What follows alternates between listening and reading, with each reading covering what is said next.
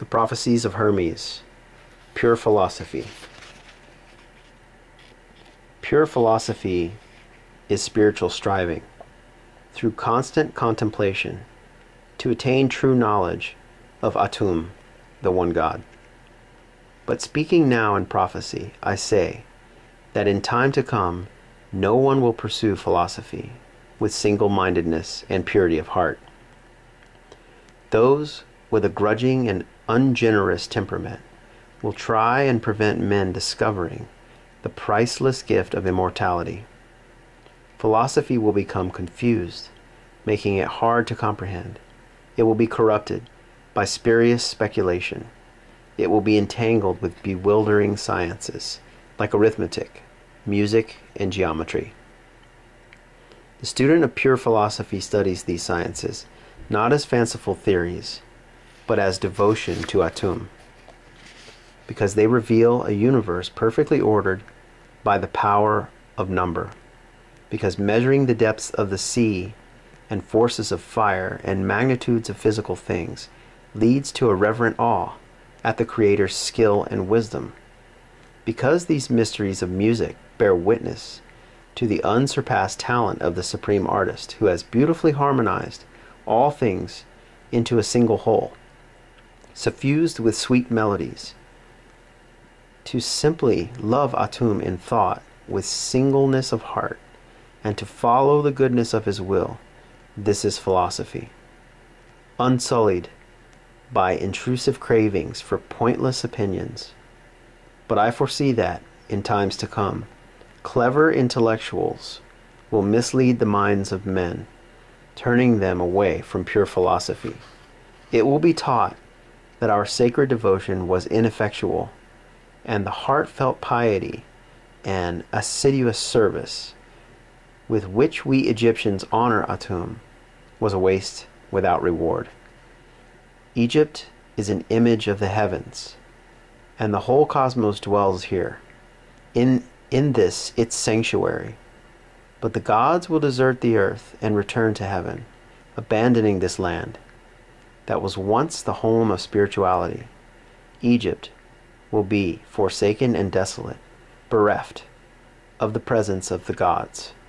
It will be overrun by foreigners who will neglect our sacred ways. This holy land of temples and shrines will be filled with corpses and funerals. The sacred Nile will be swollen with blood, and her waters will rise, utterly fouled with gore. Does this make you weep? There is worse to follow.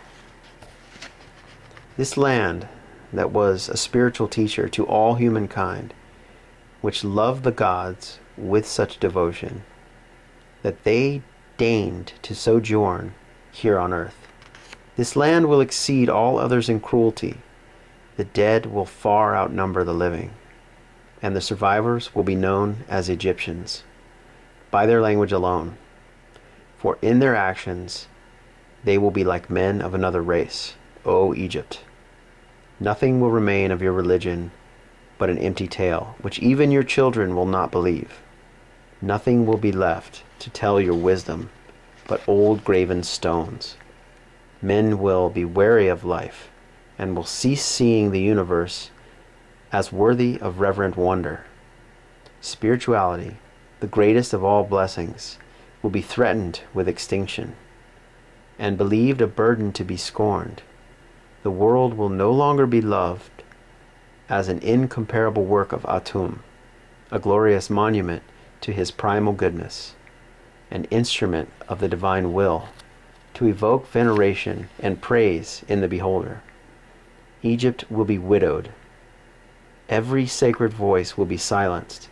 Darkness will be preferred to light. No eyes will rise to heaven.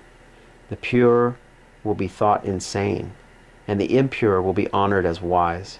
The madman will be believed brave, and the wicked esteemed as good. Knowledge of the immortal soul will be laughed at and denied. No reverent words worthy of heaven will be heard or believed. So I, thrice great Hermes, the first of men to attain all knowledge, have inscribed the secrets of the gods in sacred symbols and holy hieroglyphs on these stone tablets, which I have concealed for a future world that may seek our sacred wisdom. Through all-seeing mind, I myself have been the witness of the invisible things of heaven, and through contemplation come to knowledge of the truth.